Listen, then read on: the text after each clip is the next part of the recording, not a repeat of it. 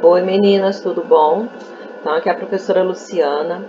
Essa primeira etapa da nossa aula de conservação de alimentos, eu vou fazer a correção das atividades de vocês. Então, eu vou mandar para as duas alunas a correção das duas atividades, tá? Não é para passar nota de uma, longe de mim, mas é para a gente conseguir conversar um pouco e aí, às vezes, ver o erro de uma e consegue entender mais o conteúdo, que esse é o grande objetivo, é a gente sair com 100% de entendimento desse conteúdo de congelamento utilizando o frio. Tá? Eu corrigi aqui, gente, usando o Paint, então ficou uma coisa bem arcaica, mas o importante é que vocês vejam. Vamos lá. A primeira questão é, sobre o supercongelamento, como será a formação dos cristais? Gente, se no congelamento lento, esse congelamento lento demora muito tempo para que haja a formação dos cristais. Isso vai fazer com que os cristais sejam muito grandes e a alteração da textura do alimento na hora que a gente vai fazer o descongelamento vai ser bem grande. Então a gente vai ter um problema nas características sensoriais, principalmente na textura deste alimento. Tá? Quando a gente fala em congelamento rápido, o próprio nome diz que ele é rápido. Então, o congelamento vai fazer com que a formação dos cristais seja bem pequena. Vão formar cristais pequenos durante o descongelamento. Esses cristais vão romper menos tecidos dos alimentos, então vai alterar menos a textura. Quando a gente fala de supercongelamento, significa que é tão rápido o congelamento que a temperatura dele vai ser bem mais baixa do que do congelamento rápido, mas ele é tão rápido que vai formar cristais extremamente pequenos, o que é perfeito para a gente, porque os danos nos tecidos dos alimentos, fazendo com que haja alteração na textura, vai ser muito baixo. Então, quando a gente está lidando com alimentos que possuem esse tipo de problema, como por exemplo a carne, que é um grande problema, é a carne, tanto que eu coloquei para vocês um exemplo, uma foto da carne moída, a gente sabe o tanto que perde água ali, né?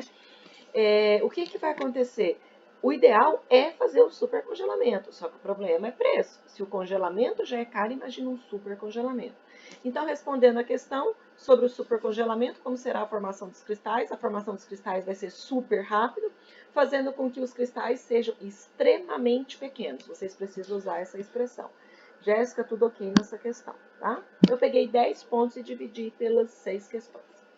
Então, essa somatória da pontuação está aí. Número 2, explique por que ocorre o problema da recristalização. Exatamente correto. Ocorre nas flutuações de temperatura quando não é mantida a cadeia do frio desde o início até o processo final. Né? Desde o início do processo até o final. Exatamente esse exemplo lá do supermercado ou durante o transporte que o caminhoneiro resolve desligar o caminhão, desligar a câmera fria. Lá no supermercado eles resolvem desligar o freezer. Então, o que vai acontecer? O alimento ele foi congelado na indústria de alimentos, ele vai ser descongelado e depois ele vai ser recongelado. Vai chegar na nossa casa e ele vai ser descongelado novamente. Então, vai ser formado forma o cristal, descongela o cristal. Forma o cristal novamente. Então, por isso que chama recristalização. Beleza. Número 3. Quais as consequências para o alimento caso ocorra a recristalização? Se a cristalização já é um problema pode causar um problema de textura para os alimentos, imagina o processo de recristalização. Então, as consequências é que vai ter mais alterações nas suas características sensoriais, especificamente a textura. Principalmente quando o congelamento já foi lento e ainda acontece a recristalização. Né? E durante a recristalização se foi feita de uma forma lenta, que é provável.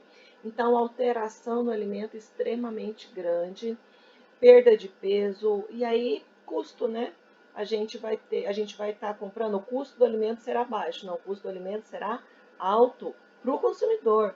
Porque a gente vai estar comprando, por exemplo, 1 quilo de carne, mas o que tem de água ali é muito mais do que 1 quilo. Eles estão vendendo 1,5 quilo para a gente e a gente está comprando como se fosse 1 quilo, né? Então, o custo é bem mais alto. Qual o conceito de drip loss? Então, o drip loss é exatamente esse líquido que o alimento, não é o que o alimento tem, é que o alimento perde, né? Então, esse cristal, quando ele é rompido, quando ele rompe o tecido do alimento, ele vai liberar água. Quando ele é feito esse descongelamento é feito de uma forma muito ruim, como rapidamente, ou quando acontece muito a recristalização, a gente vai ter um problema mais ainda dessa liberação de água. Então, é a quantidade de água que o alimento perde após o descongelamento e principalmente após a recristalização. Tá? Por que ocorre esse processo nos alimentos? Devido a um congelamento ruim, no caso, um congelamento lento, e também devido à recristalização. Coloquei aqui recristalização, tá bom, Jéssica? A última questão, não, essa não é a última aí. Como deve ser realizado o descongelamento dos alimentos? Perfeito, deve ser realizado de forma gradual e lenta, sobre temperatura de refrigeração.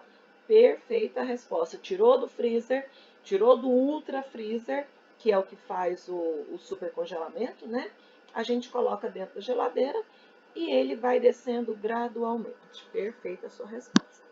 Essa questão 6, a Jéssica errou, mas eu vou fechar aqui essa tela e vou colocar em outro vídeo a explicação sobre o gráfico, já que é uma explicação mais complexa, uma vez que eu não expliquei na teoria, para explicar agora após a resposta de vocês. Então, eu vou explicar por que você errou, Jéssica, e espero que fique bem claro.